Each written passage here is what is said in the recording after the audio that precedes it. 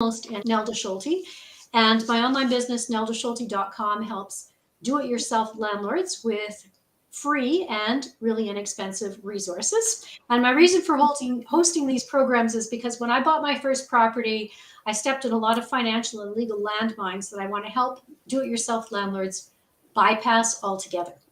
And to that end, part of the support that I bring is offering really excellent experts to come and share their expertise with you.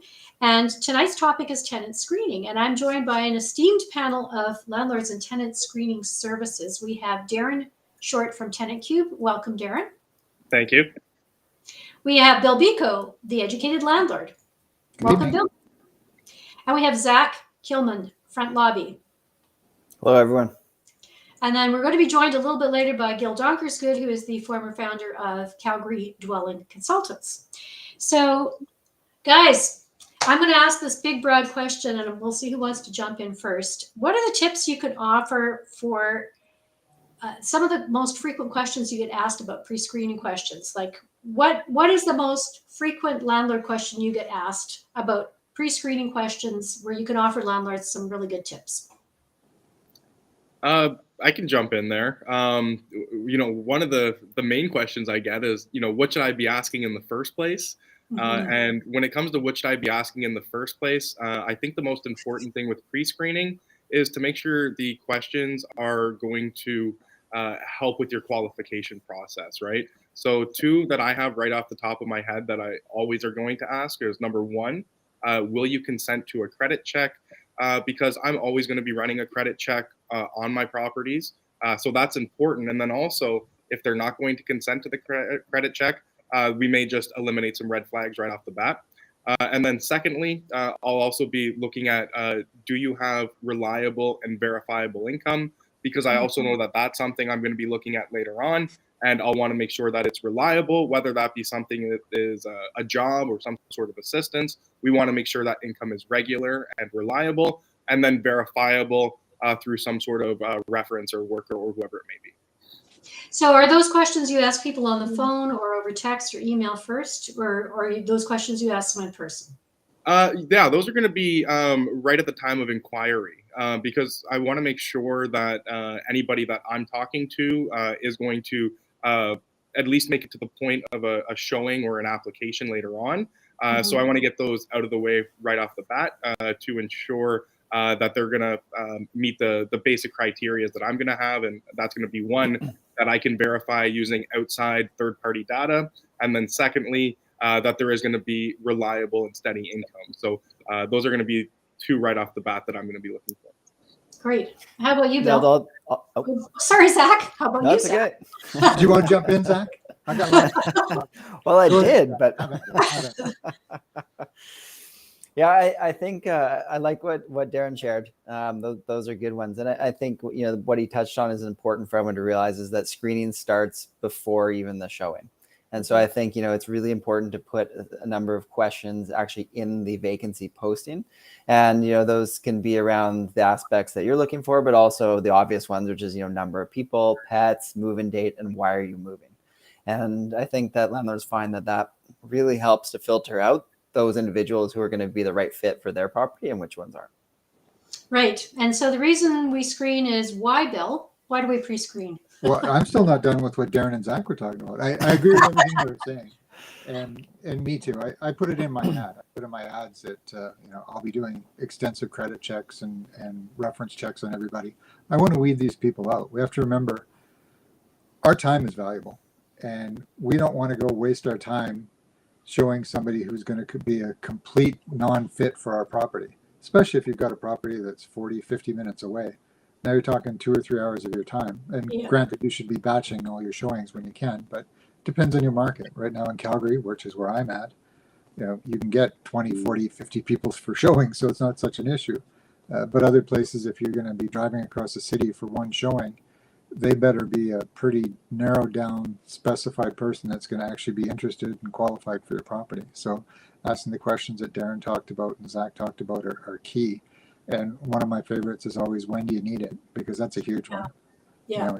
If they're telling you, well, yeah, I'm looking for December, and here we are early October, it's like, that's awesome. I'm going to have my place filled before then. Yeah. But if for some reason I have something in December, I'll hang on to your name, right? You just want to make it all fit with yourself. And as far as screening, one of the things that I teach, some of the people I deal with is it's so much better to stay vacant than to lose all that money on a bad tenant. It can take 2 or 3 months, depending. Well, in Ontario, it can take even longer to get rid of a bad tenant. So you got to be that much more precise with what you're doing. And a vacancy or an eviction can cost $3, $4, $10, $15,000 depending on your locale and what all you have to go through. So I would rather spend 2 or 3 months vacant than taking that shortcut and going, I better put somebody in there just to cover the numbers.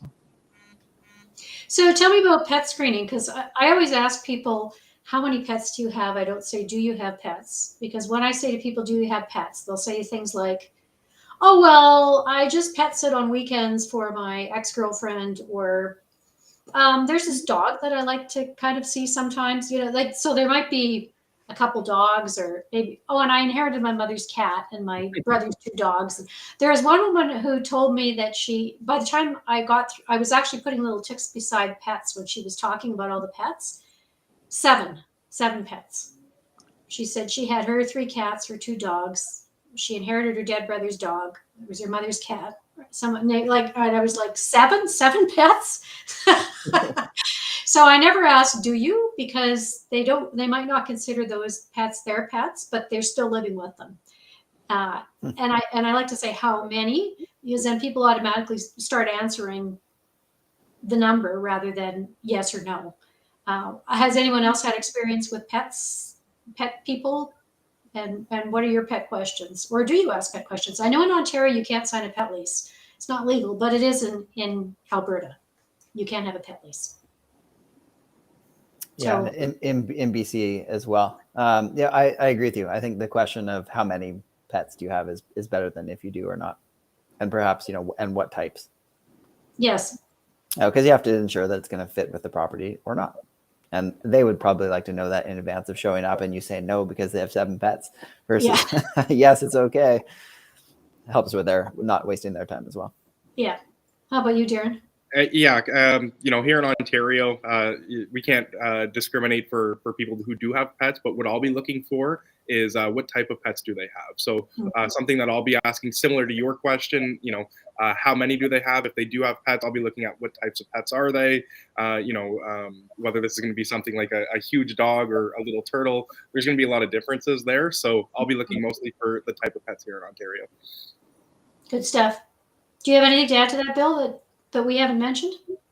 Pretty well it. My preference is always to go without pets, but if you have the right tenant and the right pet, it just kind of works. Yeah. Yeah. So story that I wrote about in my Facebook post, I had gone to see a hairdresser in Edmonton. And when I got out of the elevator, she has her shop in a condo in her house.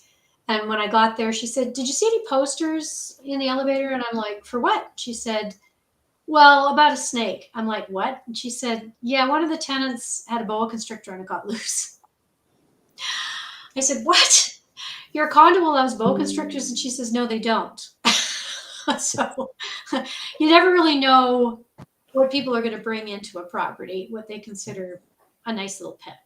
It's wild that you would say that. We must have more boas in Canada than people let on, because when I was growing up, we had a similar situation in the townhouse I grew up in. One of our neighbors came knocking on the door. Same thing. If you've seen a boa constrictor, it's mine. And I had seen that one previously, and they're quite large. How somebody loses those is unbelievable. I just misplaced it. Exactly. Yeah. Well, I was worried. Because we had a couple of cats at the house. And I said, hopefully they don't get in our unit. So. Oh my God. That would be one thing I would not want to meet up with in a hallway or a corner anywhere else. Absolutely not. Okay, application forms, or no, not applications. Let's walk through the process. So now you're in the actual showing. What kinds of questions do you ask during the showing when you actually see the tenant? You go ahead, Bill. No, not this time. You're first. Same questions I asked before with my initial pre-screening interview, but I typically reword them a little bit to see if I get the same answers, just so I can get a feel if somebody forgot what they were telling me and can't keep their story straight, or if I'm getting similar answers to what we heard before. And it's really just the same questions. Zach?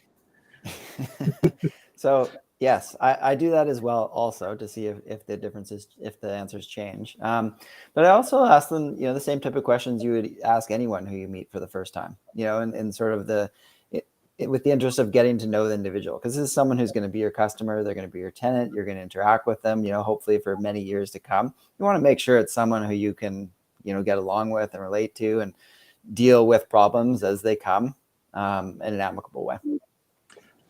Just to talk on that point, Zach, I deal with a lot of landlords out of the US as well. And that actually has brought suits against people showing properties for discrimination. Oh, really? When you ask too many questions that fit outside the boundaries of the property.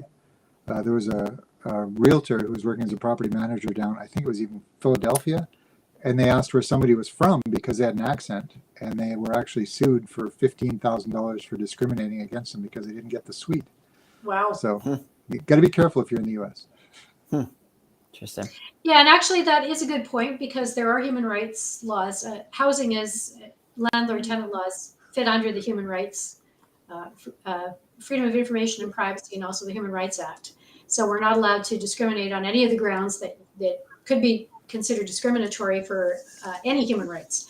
So yes, a person does have to be careful. And I have seen some suits, not very often in Canada. We're not as litigious as the US, but I have seen some in Ontario.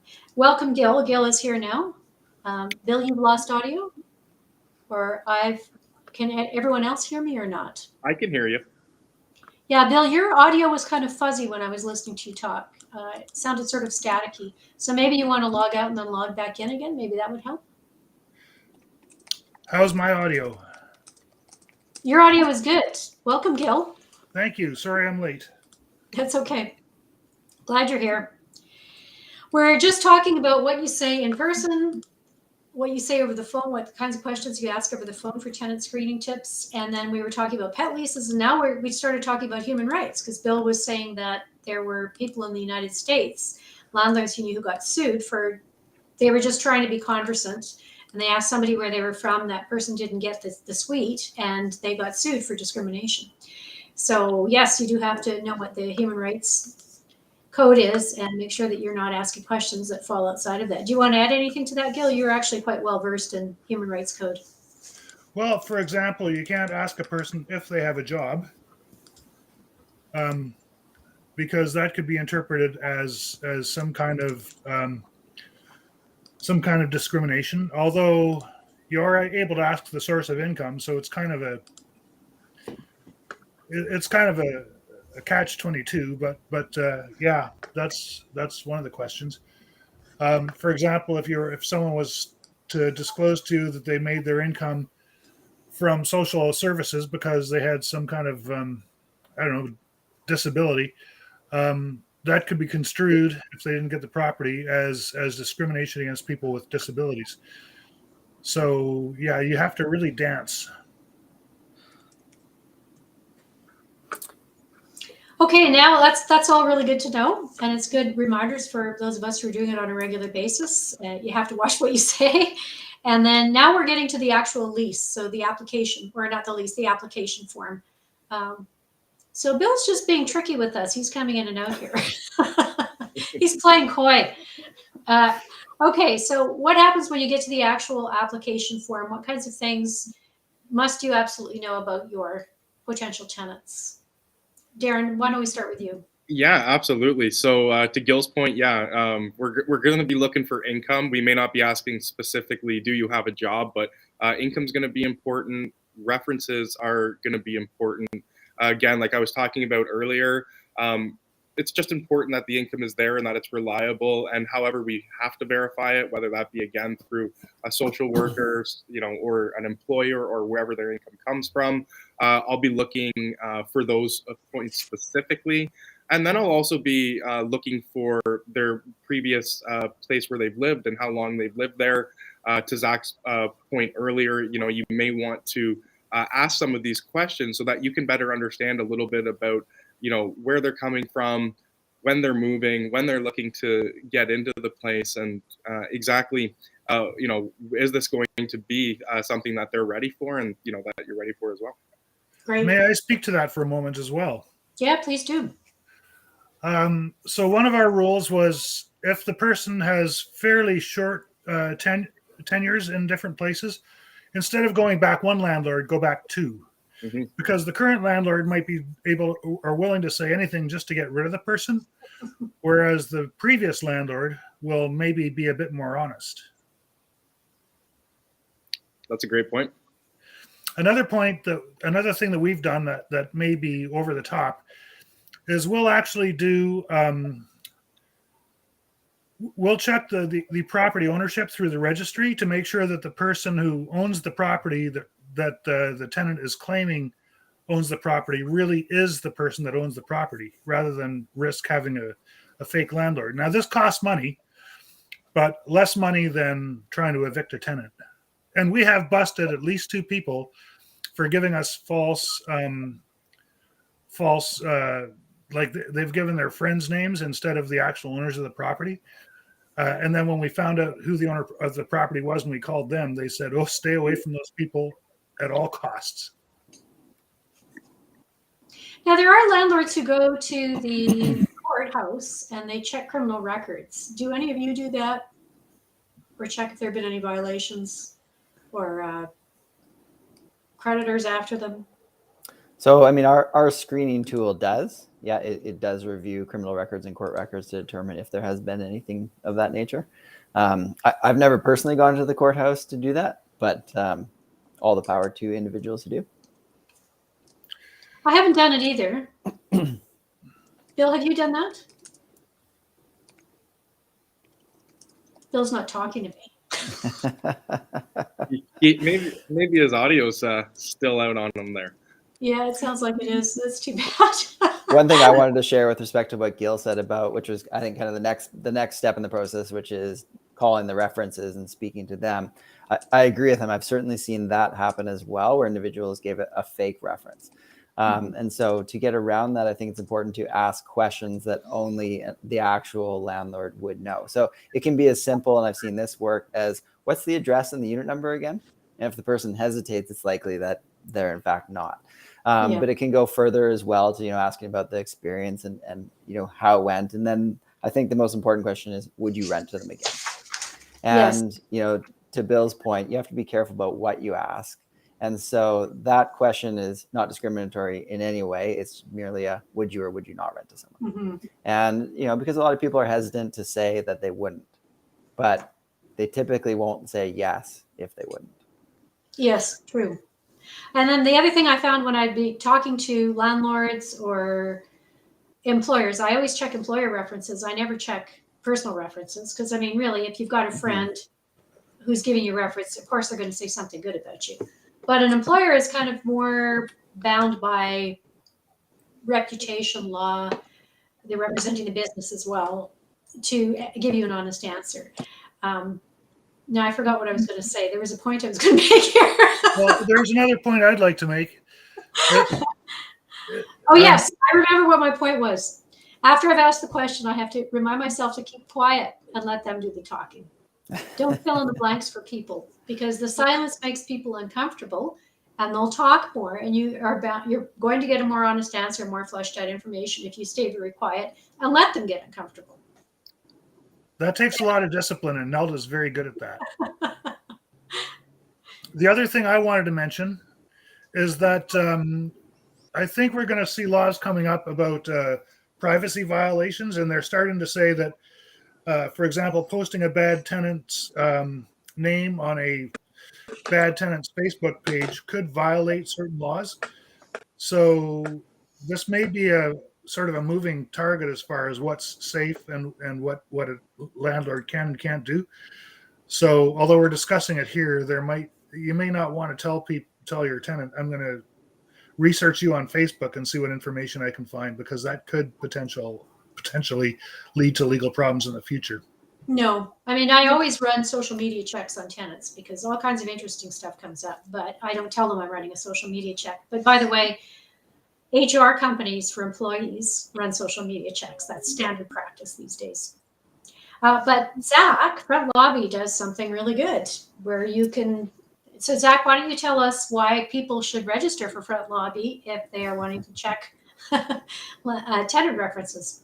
Yeah, certainly. So Gil, you're right about that. And in fact, it's always been illegal to post tenants' information on Facebook pages without their permission. And so, that essentially could amount to a blacklist, which isn't legal in any province or federally. So conversely, what Front Lobby enables landlords to do in situations like you're describing is they enable the reporting of information to the credit bureaus, so to actual licensed credit bureaus, to have it reflected on their credit reports. If in this situation where there's a debt owing as opposed to some other information, which of course would not be on there.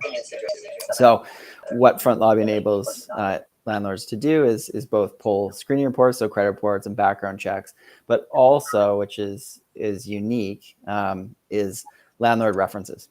So what that looks like is where a landlord has reported to one of the bureaus, then through our platform, you're able to then pull that information from a bureau and determine if the person, what their payment history was with the previous landlords. That's and huge. You then get that verified landlord's name and email address, so you can contact them and actually ask additional reference questions if you have them.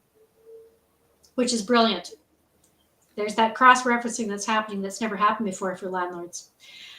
Something that came up at the Ontario Landlords Watch Conference a couple weekends ago that horrified me was a woman who owns a property management business across a big chunk of Ontario. And she said there are social service agencies that are finding out exactly what landlords want to see on application forms. And they're taking their at-risk tenants or their high-risk tenants, and they're modifying their profiles so that the person that's applying for the apartment is not the actual person. You don't have the real identity. You have somebody who's got a good credit rating, good references, but when that tenant gets in, the landlord finds out that they're high risk or at risk. Have any of you experienced that with your properties?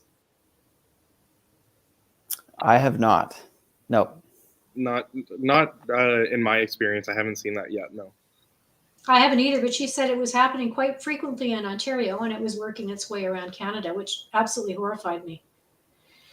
So yes, something to be aware of, but I don't even know how you would circumvent that. If you're running a credit check, you're doing references, you're doing your due diligence, and someone's faking it. I mean, how would social service agencies legally be able to do that? I mean, and how would you prove it? I mean, I was just kind of miffed by the whole thing and horrified that is actually happening from government agencies. But she said she saw it quite frequently. But you haven't, so I guess I'll move on to my next question. Credit checks. How do you deal with the whole credit check issue? Well, maybe this will, kind of answer your last statement or question a little bit. With what we do in regards to credit checks at Tenant Cube is we make sure that when a tenant or an applicant or even a landlord purchases a credit report, it comes directly back to the person running it. So there's no chance for it to be edited or bait and switch or photoshopped or anything like that. We want to make sure that it comes directly to the person who is going to need that information. So that's one way that we make sure that a situation like you've just presented cannot happen. Mm-hmm. Good stuff. How about you, Zach? Yeah. So, I mean, of course, credit checks, I think, are essential, but they're not the only thing that matters. And so, I mean, if someone actually has a credit score and has a credit history, you're going to be able to glean some information around their payment responsibility. But where we try and go one layer further is that for someone who is perhaps young, so they're new to credit and they don't have a credit score, or someone who's a newcomer to Canada, and so they also may not have a credit score and a credit report, they can still be, in many cases are obviously a fantastic tenant who you want to rent to. And so what we're trying to do is to get that past tenant history into the credit bureaus so that it's into our credit bureau, so that it's then pulled and visible for people who are screening, so they can say, oh, well, even though this individual doesn't have a credit score or a credit report with one of the big bureaus like Equifax, they do in fact have a tenant record. And I can see that they paid on time for all of the months of their past tenancy. That's really helpful. So what do you do with tenants who don't have a credit record or a credit score? Like, well, let's say you have somebody who's really young. Let's say they're 18 years old. It's their first time away from home. How do you handle that, Darren? And Gil, I'd like to ask you too, and Bill, if he comes back. Yeah, I mean that's a great question. I mean, if it's something where if they're really young, perhaps maybe it's their first time out, or maybe they're a group of students, for example. I can't be shy looking for guarantors. So that's definitely an option I'd be looking at for somebody who's brand new. And then again, if there is a situation where perhaps there's no or limited history, I'll really be going the extra mile with all of the other areas we've talked about. So again, with any employment verification, I'm going to be making sure that I really go deeper on the additional information outside of the history. Zach made a really good point. Credit reporting is incredibly helpful, but it's not the be all end all. So anytime where there is a lack of that, I'll be looking at everything else to help paint a fuller picture. So the other thing we've done, especially for people who may not have established credit or may have damaged credit, and damaged credit does happen to people to good people. You might lose your job, you might have a marriage breakup, that sort of thing. We've had lots of people who said my spouse destroyed my credit during the divorce. But what we'll do is we'll ask them to provide some evidence from a bank. For example, if they're newcomers with money, that they actually have the money that they claim.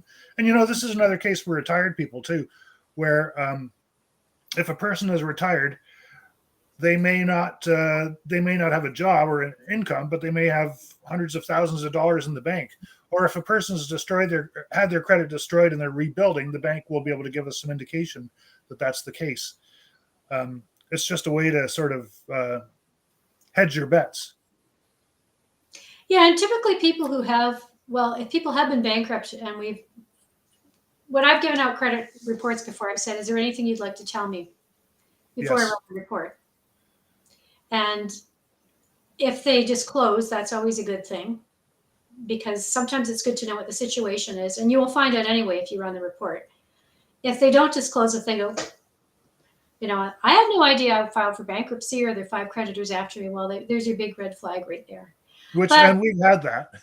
We have, but I think everyone has. But just because someone's had a bankruptcy doesn't mean they're a bad person or a bad tenant. I've let in a number of people who had filed for bankruptcy, and they were doing everything they humanly could to get back on track again. And I wanted to help them. And they deserved a helping hand. So, and they were fine. They never paid late. They wanted to rebuild their credit. Everything was good with them. But there again, they were willing to do their due diligence and provide statements from the bank manager. We asked for it, and they were willing to provide it. We didn't get any attitude from them. If we start getting attitude, then yeah.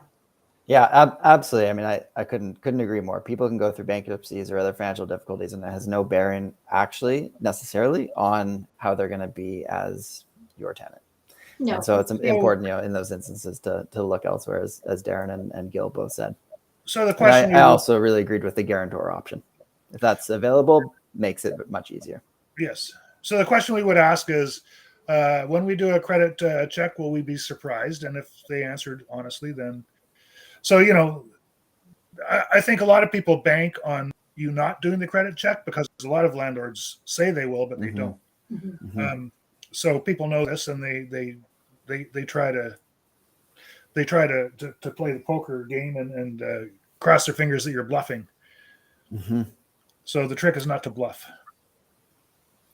So what are other landlord tips that you'd like to talk about that I haven't brought up yet? I start with who would like to start? I mean, I felt like the title of this episode should be, instead of how to do screening, do screening. Do something. Yes. I mean, I've got one, and this one served me pretty well, and it actually comes down to exposure. So and this is actually maybe not necessarily to do with screening, but I think it opens you up to screening more. I want to list in multiple places. I don't want to limit myself specifically to Facebook Marketplace or a specific listing site. I want to increase my exposure as much as possible so that I can generate as many leads as possible so that I have a higher probability of attracting the tenant who's going to be the best fit. So I think one part that people often neglect when they're about to do some leasing is that they limit themselves on the potential areas where they may find their tenants. So I think get as much exposure as possible to increase the amount of leads, and then narrow down on the ones that look like they're going to be the best fit. I agree with you there. I don't know what happened to Zach. We seem to be losing people. We're dropping them like flies. We're dropping them like flies here. Yeah. Where are places now?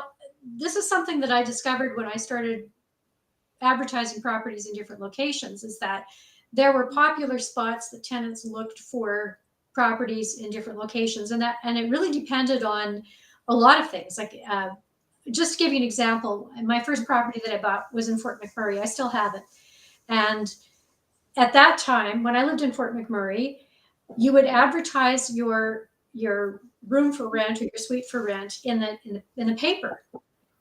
And people would look at the paper. It would be published on Wednesdays, and usually by Thursday, your phone would be ringing off the hook. Mm-hmm. And then Kijiji came into the picture, and everybody advertised on Kijiji. And then it was Rentboard and Rentfaster, and then it's been Facebook Marketplace the last little while where I found my tenants. But I don't always advertise on Kijiji, but I usually do Rentboard, Rentfaster, Facebook Marketplace, and any other place that I think might be popular, because, like Darren said, you kind of have to spread your net out wide and to get as many leads as you humanly can. And there again, it depends per area. Like,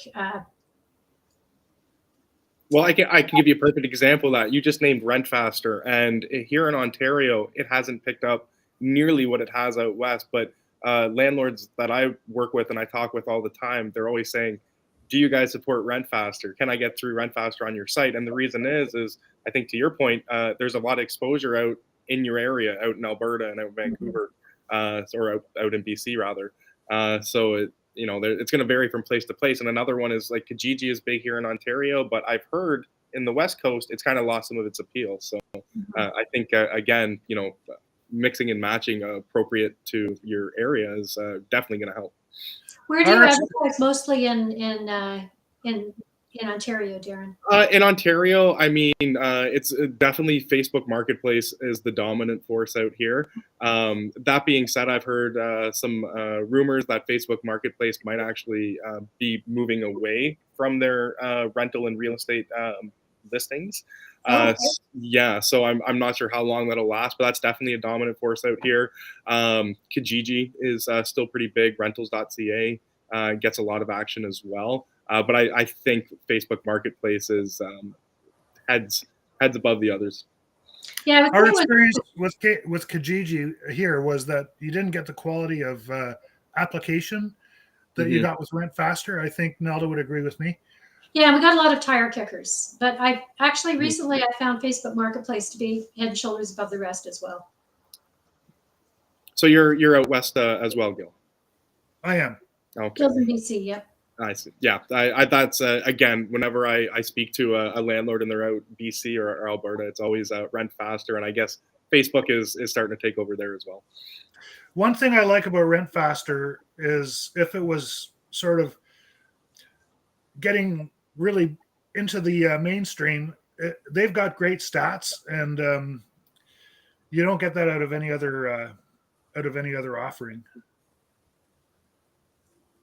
Like if you want to know average days on market, average or rents this year versus last year, that sort of thing, that information is very easily available. Yeah, and it's very good. It's good to see the stats, to know what to do, where to go, how to proceed.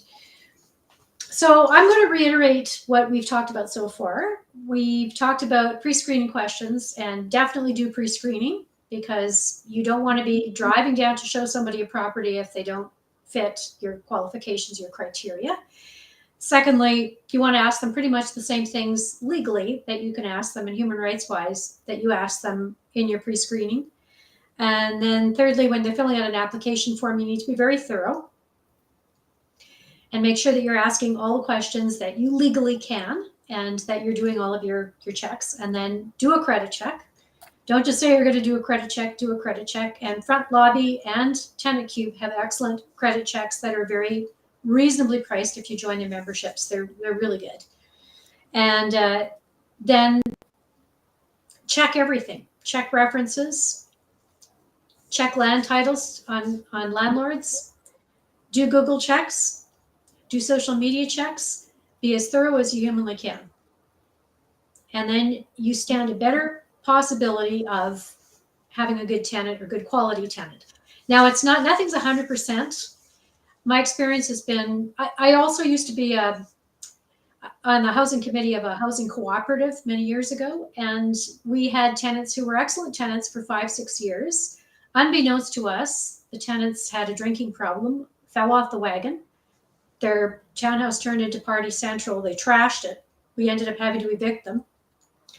And the co-op, in one instance, couldn't even get the repairs done because they thought it would cost us so much money to repair the actual townhouse. They just decided to leave it vacant for a couple of years. That's how much damage was done.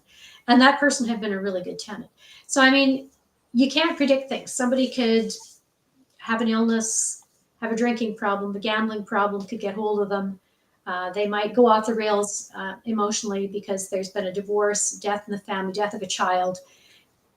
You can't really look in your crystal ball and say, for sure, based on history, this person's going to be 100%. But you definitely mitigate your risks by running tenant screening. So yeah, that's my 2 cents. Are there any parting words you'd like to give us, Darren? I think Zach's trying to join, but he's having technical issues. Sorry, I didn't catch that. I said Zach's trying to rejoin, but he's having technical issues. Oh, okay. He couldn't rejoin because of his technical issues. So it's just those 3 mice here. Yeah, I mean, with respect to parting words, if you haven't heard of us, Tenant Cube, go check us out. We've got a full screening tool. And what I think is important about today's process is that you have every opportunity, whether it's through somebody like us or somebody else. The tools are out there to help you.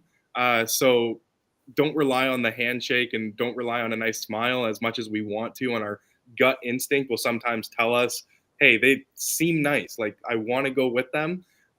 Just make sure your decision's backed on data and verifiable information. At the end of the day, those are going to be your best resources. It's always still important to have a conversation and make sure that gut feeling goes along with it, but make sure you're backed up by actual data and verifiable information. Are probably I love that. I love that I can't stress enough.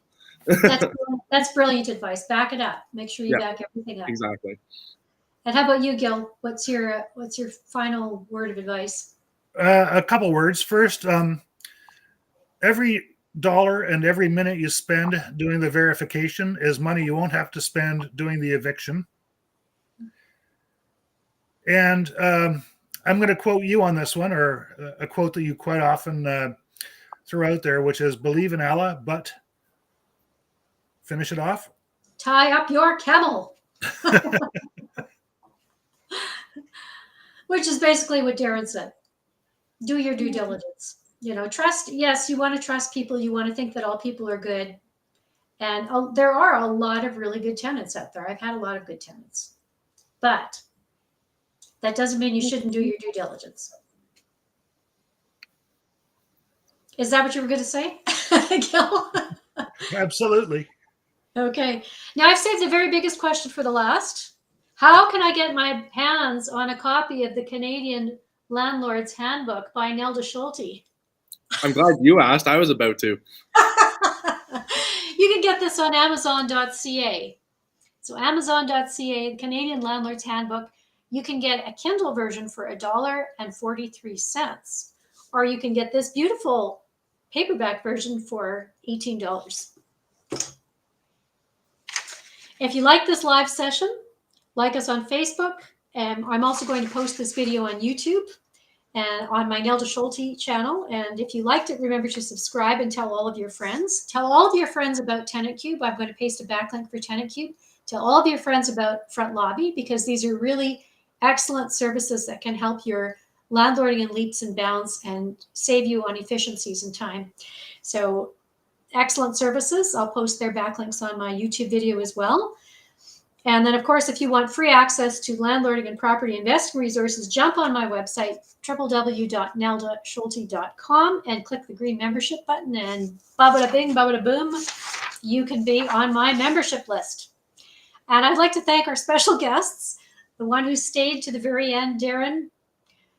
Your name is Darren Short, but it should be Darren Long tonight. Gil Dockersgood, thank you very much for joining us. I'd like to thank Zach Kilman for joining us in an abbreviated version. What he had to say was excellent. And Bill has tons of good information, Bill Bico. He is the Educated Landlord website, and he's got excellent advice as well. So thank you all very much for sharing your expertise and for your generosity and sharing your time as well. And I wish everybody a good night. Thanks for having us, Nelda. My Have pleasure. a great night. Okay, bye-bye. Bye.